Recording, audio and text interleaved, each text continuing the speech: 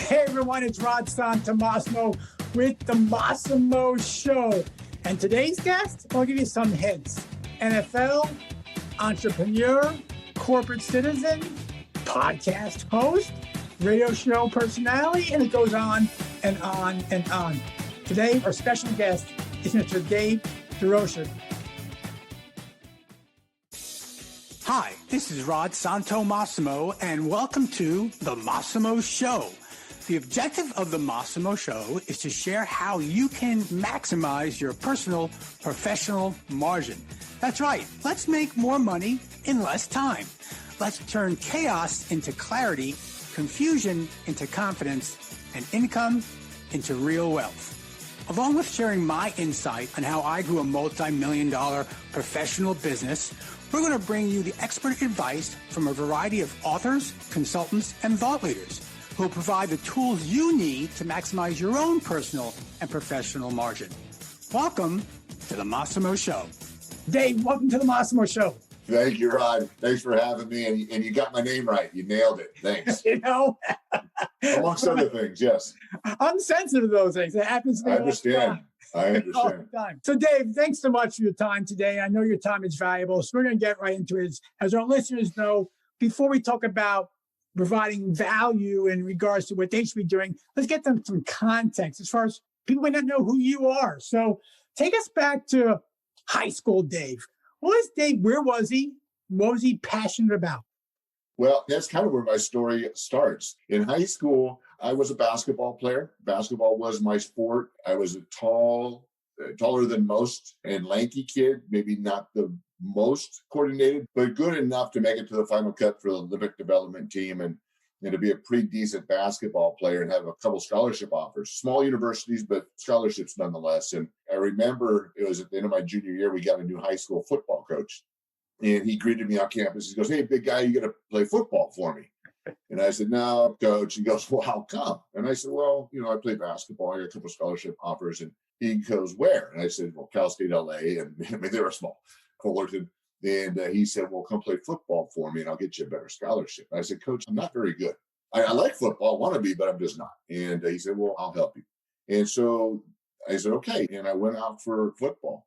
And about 3 practices in, he pulls me aside and he says, "Young man, you're not very good." So, thanks, coach. I tried to tell you that. He said, "But you can be." And he said, "The one thing you really need to work on is, aside from staying low, is your footwork." And he handed me a jump rope.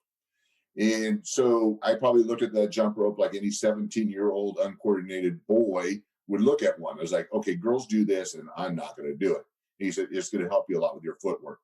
And so I took the jump rope and I sure as heck wasn't going to do it at school. So I took it home with me and in my backyard, one loop at a time. If you've ever jumped rope and not done it well, it hit your toes and your feet, it hurts. And finally, I actually got fairly proficient at it. Enough so that I took it with me to school. And I remember exactly when I was standing out by the track and I walked up and, "Hey, coach, you want to jump rope?" And he looked at me and he got one and he was doing it like I was doing it like one at a time. And I started going really kind of quick and moving my feet around. He looked at me and goes, "Dave, that's great." He goes, "You've really gotten pretty good at that." And it made me feel really good. Mm-hmm. Now, did it make me a better football player? Probably not. But I will tell you, like I said, it gave me some confidence. And I did play that season. And I did actually do fairly well. And then I was offered scholarships to Cal, U of A, Hawaii, Fullerton on a dual scholarship, and then the school I chose, which was San Diego State University. That's good. So you're a lanky kid. In what position were you playing? Offensive line. Okay. Actually, defensive line. Yeah. Lanky kid, never played football, and you're saying the organized fashion. You didn't think you were very good. Yet your junior year, you start playing in high school, and soon, because it can't be too far after that, you're getting scholarships based on scholarship cadence back then. Yeah. So you get scholarships pretty quickly. Yeah, because the phone was attached to a wall. There were no agents or there's no way to communicate with us other than a phone call that you had to answer. So, they started delving them out, fairly early. I mean, they were let's give the audience some context, Dave. In high school, how big were you? Size-wise, weight-wise? 6'7", maybe about 220 pounds. And what year is this now? 1983. So for 83 standards, that's my range. So you're a big guy. I was bigger than most. And, Yeah. and that's actually the title of my book is Hey, Big Guy, A Guide to Growing Up Bigger Than Most, because it's not all that it's cracked up to be, I can assure I'm sure you. it's not. I'm sure it's not. So So let's talk about this, though. So now well, you're yeah. getting scholarships to So- college. Amazing. Yeah. Because, now hold on, because someone believed in you, someone offered you the opportunity, and more importantly, you took the opportunity. Well, that's kind of where this story goes is that, first of all, when I showed up to Cal and U of A, those Pac-10 schools, Right. I'm looking around going, no way, those guys are going to kill me because they were men already, But when I went to San Diego State, I chose San Diego State. And you know what that offensive line coach handed us 5 freshmen within a day or two? Tell me jump ropes. A jump rope. Right? And all of those guys looked at that jump rope like I did 2 years ago, or a year prior, and didn't know what the heck to do with it. And I went to just skip and do my loop, right? And what I share with young people is that, I was given something I didn't want to do. I didn't see any benefit in it, but I was told, young man, if you do this, it will help you. And to your point, is that guy believed in me. He wanted me to be better.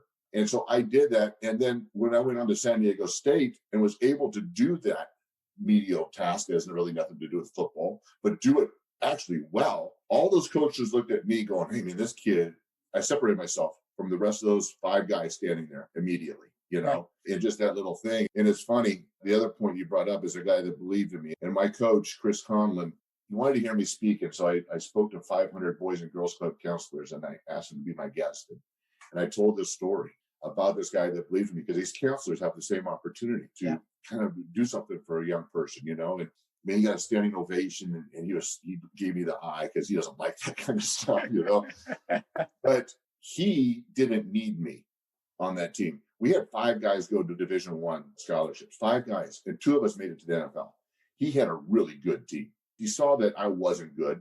He made a commitment to me, and he gave me the confidence I needed to do well. And when I made that presentation, and I say to him, I say, Coach, I owe it kind of everything. I mean, if you see my stuff back here, it's all because he believed in me. That is why I have all of that. And it gave me a foot. For our podcast audience, you're pointing to behind you in the shelf. Can you share with you what's behind you? Oh, I'm sorry. I'm looking at I see it. It's just all my helmets. It's my football, my helmets from San Diego State.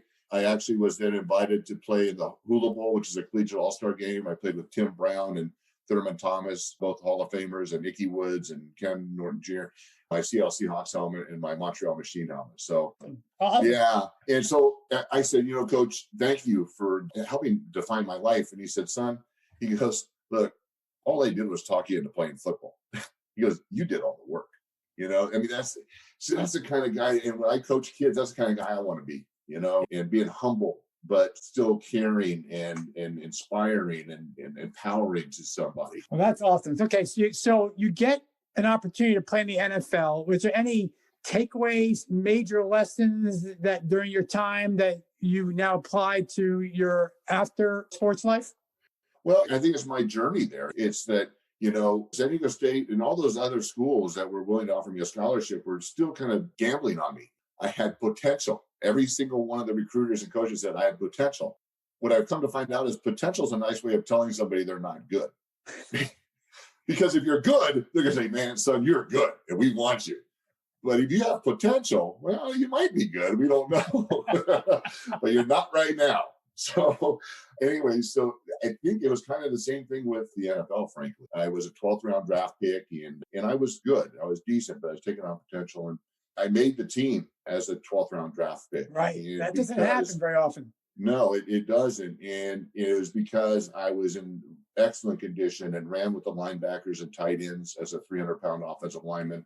And once again, those things that most big guys don't want to do, I did to help me make that team. And I was in extremely great shape. But what I learned is that if you do those things, if you do the little things other people aren't willing to do, you're going to succeed. You're going to put yourself up above everyone else in the room by doing those little things. And I share this because it's actually very pertinent. And when I became a financial advisor, this was in 1992, after I stopped playing football. My first year, I made $5,000. So the first thing my ex-wife said was, are you sure you should be doing this? And I'm like, I think I could be good at it. Well, I took a position with a banking firm, and my job, they handed me a phone book. And so, well, most of your listeners will know what a phone book is. We're all a little bit older. When I talk to young people, I actually say it's a big book with a bunch of phone numbers in it, And I said my task was to call at least 25 to 30 people, get to contact that many, speak to like 10, and then set 2 appointments a day for my senior advisor. That was my job. And speak to complete strangers and get them to listen to me first. Secondly, agree to come in and see us. And most people dread that. I didn't really want to do it. I didn't want to do it, just like I didn't want to jump rope. But that was my job. And so what I decided to do is I was going to call close to 100 people a day, speak to 50, and my goal was to set 5 appointments a day. I didn't always hit 5, but I always doubled what was expected of me. And within 2 months, senior management was having me doing presentations to all the other junior representatives on how to hold call. Within 4 months, I was given my own branch. Within 3.5 years, I was a vice president of a bank. So it's just like the jump rope, right? I did something nobody wanted to, and then I took it and I did it. I did more, better, quicker. And I put myself above everybody else and put me on the fast track to succeed. Now, I still had to perform, right? I still had to, back it up. But by doing those things, like to get to the NFL is the same thing I did professionally to become one of the top reps. So, David, the lessons you're sharing are incredible. And before we take our break, I had to ask you about one specific thing, and that is in football, in banking, it seems like first you got the foundation of what you had to do. You figured that out pretty quickly. And then you start adapting your skills and growing, obviously, in both categories, football and banking. But then more so, you had a mindset that went above and beyond everybody else. So where did that mindset come from? What are your thoughts going into an opportunity that you just tell yourself you need to do things above and beyond the norm? I mean, what is it that allows you to do what you do? I don't know at what point that this resonated in me, but it was, and maybe it was getting to the NFL, that I was like, holy smokes, here's a kid that really was laughed at because I couldn't do 5 push-ups. I couldn't, to benching over 500 pounds, to being that guy that got to that level, is that I needed that. And I remember distinctly when I was actually for American General Financial Advisors, I was the number 1 rep in the country out of about 5,000 reps. And my boss, my senior VP, regional VP, had the audacity to ask me for a business plan, for the next year. Well, everybody has to do that, big men and their egos. But I said, here's my business plan. My business plan is to be on stage next year and you to hand me another one of those big fake checks.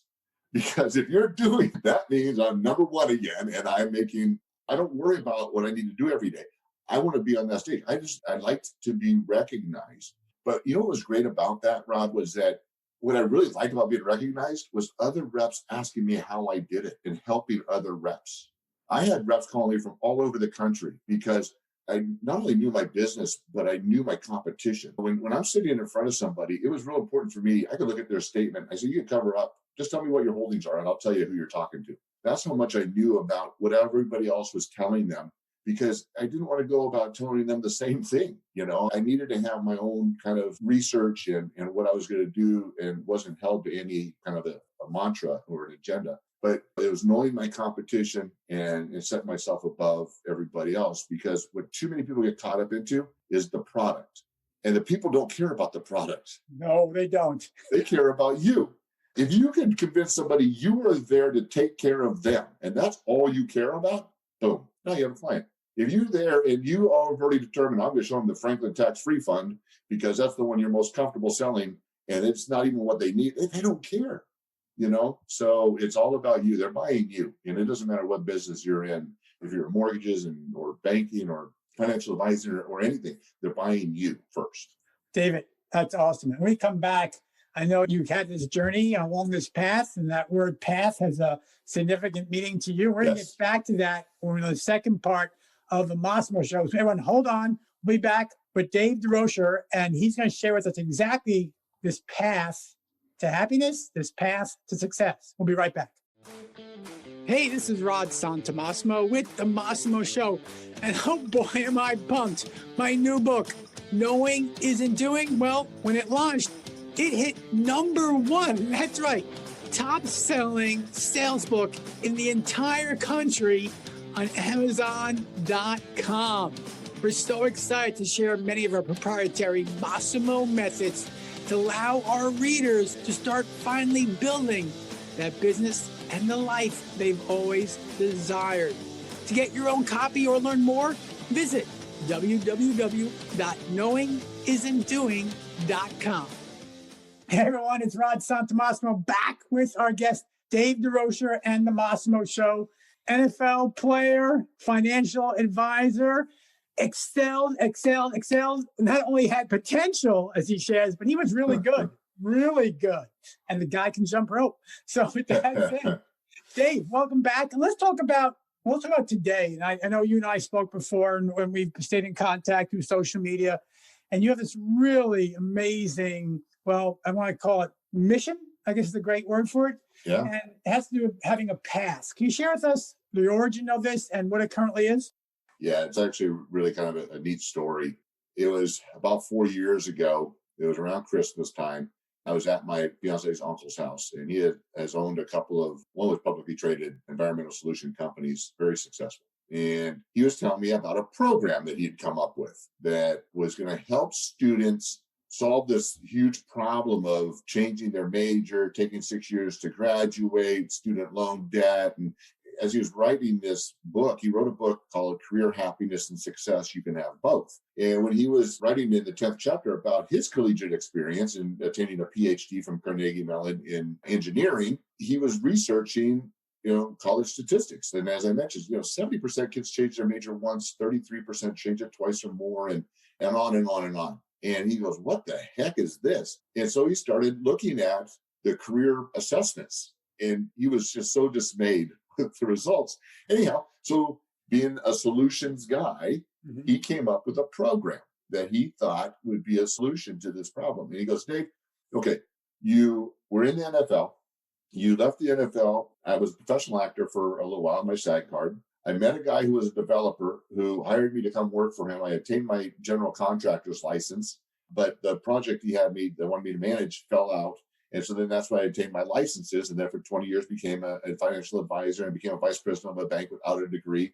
And he goes, everything you've done has been at the highest level, but you've done so many different things. He goes, would you be interested in taking my program and tell me what you think? And I said, sure. So he printed off an Excel spreadsheet, off his printer. And I went in and I did the personality assessment. I did the aptitude assessment. And I'll go into more details how important these all are. And then I did all the different programs. It took me about 3 days. Wrote them all out. Wrote each box, scored everything. And I said, oh my gosh. I said, Dick, you have so much more here than just helping kids in high school to find a major. There's so many kids sitting in junior college trying to use junior college as a way to find what they want to do. You know how many kids are graduating that have no clue what they're going to do? And I said, beyond the kids, how about professional athletes like myself, that when I was released, I went to selling cars because I had zero exit strategy. I had no game plan. We can help military veterans transition from service to civilian life. And 70% of Americans today are disengaged. That's about 100 million people do not like what they're doing. And he looked at me and goes, wow, I've never been so excited about my own program. He goes, you want to come work with me on this? And I said, well, sure. I wasn't doing anything, relatively speaking. And we went to work.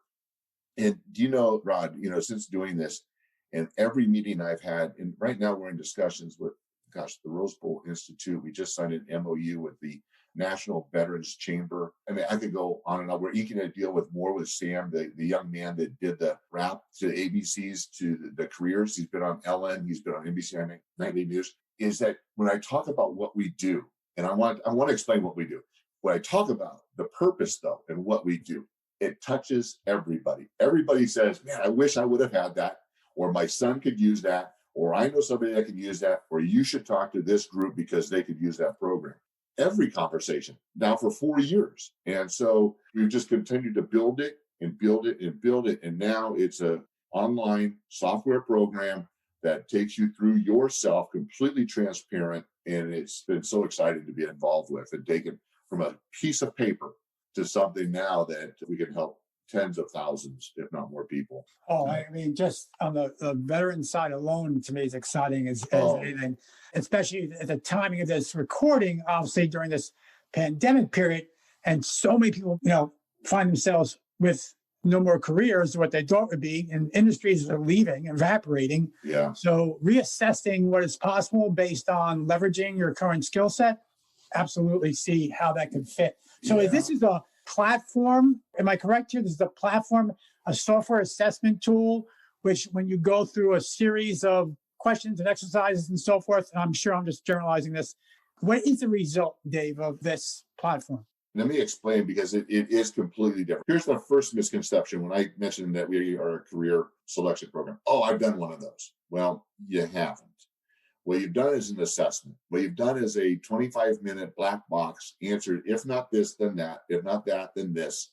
And it kicks out 5 to 50 careers, and then here you go. Here's the problem with these, and because we've done this research, is take one of those more than once. I can assure you the results are going to be different every time. Or take 3 different ones, and the results will all vary. I can assure you, because we've done it over and over and over and over again. Then everybody that we have within our company does that. So it's an assessment. It's an algorithm. And that algorithm varies based on any variance of how you answer any particular question. And you have no idea how the results are generated. So here's how our program works, is that we start with 2 general assessments, because we have to know what you're going to love, and that's your personality. You have to know what you're going to love. But that's what most assessments, that's all they do. They ask you, hey, this, and here's what you're going to love. And you go, oh my gosh, this is awesome. I'm going to love it. But it doesn't tell you, is, are you going to be good at it? Right. Well, being good is your aptitude. And so we have an aptitude assessment, both of which have been around for decades. And we don't end there. We begin there. And we take what you're going to be good at, we take what you're going to love, and we have general vocation categories. And then we use the U.S. Department of Labor's data of all careers. And we have you then pull up specific careers in each of those categories. So as you look at them, this is what's the transparent, the neat portion of it is you pull up marketing manager. We use 3 criteria. 1, how much education do you need? Well, do you know over 30% of marketing managers have a master's? Most people don't know that. They get a degree in marketing management, and they get to go be a marketing manager. And it's like, oh, you don't have a master's. Well, you're not going to, you need more education. People don't think about these things going in, especially young people. The second criteria is how much money can you earn? And so many young people say, well, I heard I can make $100,000, or they say I can make $100,000. No, young person, you're going to make $49,850 to $97,000, very specific dollar amounts of how much, setting the expectation of how much you can earn, state specific. So getting back to the education, if you only have a degree, you're going to be at the lower end. If you're willing to attain the master's, you're going to be at the higher end. All of a sudden now you're thinking about all of these things just on that one career. We go through about 40. And then the third thing, and that you kind of alluded to, is there going to be a job in 6 to 10 years? Because there's a growth rate attached through the U.S. Department of Labor. I mean, these people know, right? They collect all the data. And so it's real important that there's going to be a job in that career if that's what you're working towards. So those factors there, we get it down to 15 careers, and then we apply the rest of your intrinsic characteristics. So we have the strong inventory list of interests, and we've added about 10. So reading, working with your hands, what interests you? You rank all of the interests and apply the top 5 to the careers. And then the next thing is preferences, your work environment. How do you want to work? You want to work indoors or outdoors? By yourself or with a team? A stressful environment or calm environment? 40 hours a week or whatever it takes.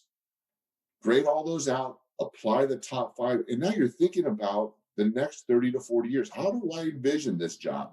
And then you take the ones that are important to you and you look at that career and say, oh, that's a lab job. I want to work outdoors. So my pool guy, and this is 15 years ago when I was in Pasadena, Dan the pool man was just killing it. Once again, distinctly remember him up on the patio. I go, Dan, I was swimming. Whatever you're doing to my pool, my skin never is itchy. My eyes don't burn. And he said, well, I'm glad my degree in biochemical engineering is coming in handy. Biochemical. And he goes, well, actually, I have a master's. And it was from Stanford. And I'm like, well, explain why my pool is so awesome. But without even me asking him, he went right into this. And I didn't know how applicable, of course, that was going to be to what we're doing today. And that is, when I was in Palo Alto, he says, I went to lab 2 to 4 hours, 3 days a week or whenever it was, I needed to get my lab work done. The job or my grade or whatever my project was that I was going to be graded on was mine, and so I developed it. I did it. Because when I went to work for the firm, I was in lab 8 to 10 hours every single day, didn't see daylight. And I was part of a team given a mundane task, and I hated it. He said, I wasn't worried about my $200,000 in student loan debt because I knew I was going to make well over $100,000. But he didn't think about how he was going to work. And obviously, he's a pool guy by himself, had a great business, but he wanted to be outdoors, longer hair. And so he just didn't consider those things. And so that's what we do in our program is we have you consider those things about yourself. And that's what I was saying earlier. It's transparent. It's self-discovery. And then through that process, we get it down to 5. And then we use your traits, which are your natural talents. And we get it down to your top 2 careers that you're most likely going to be happy, real important, happy doing. Because happiness will breed some form of success, whether it be monetarily or just happy at home, happy with yourself, doing all those things. Happiness is, I think, the most important thing we need to find. And then, of course, success comes with that. So that sounds amazing as just a tool to, path to happiness, right? That's so it. How long has this platform been around? We're entering our 4th year, but we just launched with the new everything inclusive, all the U.S. Department's data encapsulated in it.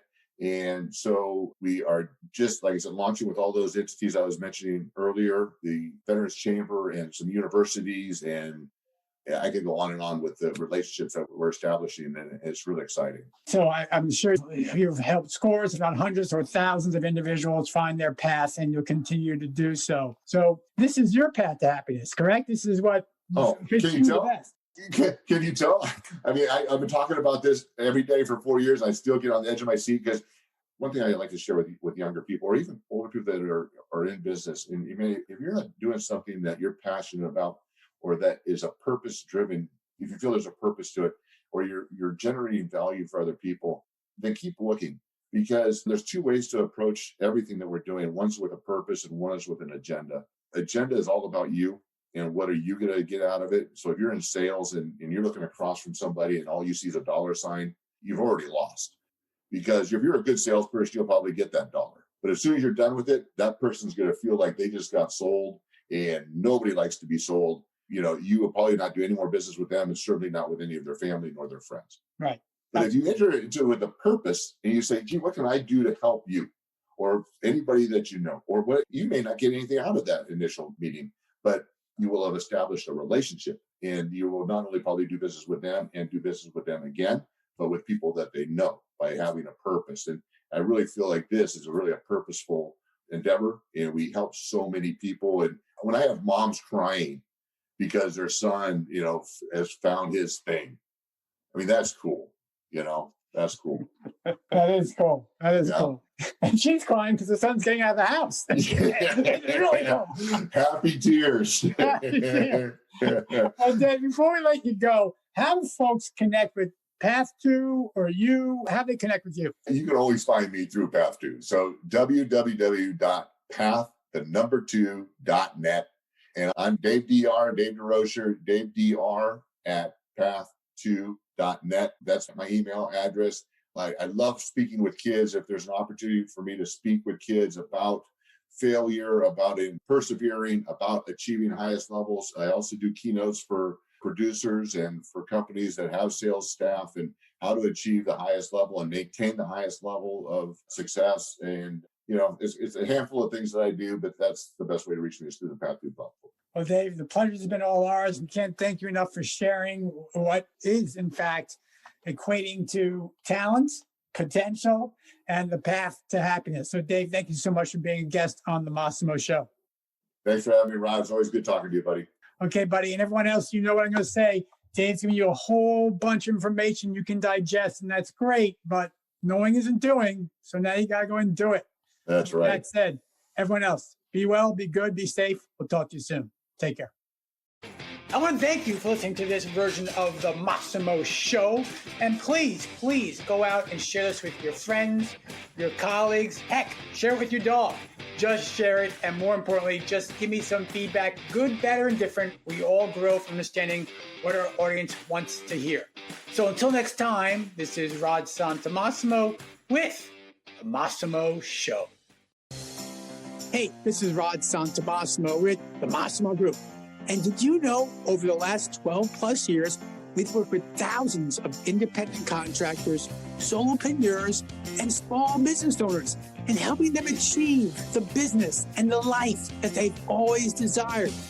To learn more how we could possibly help you achieve your goals, please visit www.massimo.coach. That's www.massimo.coach.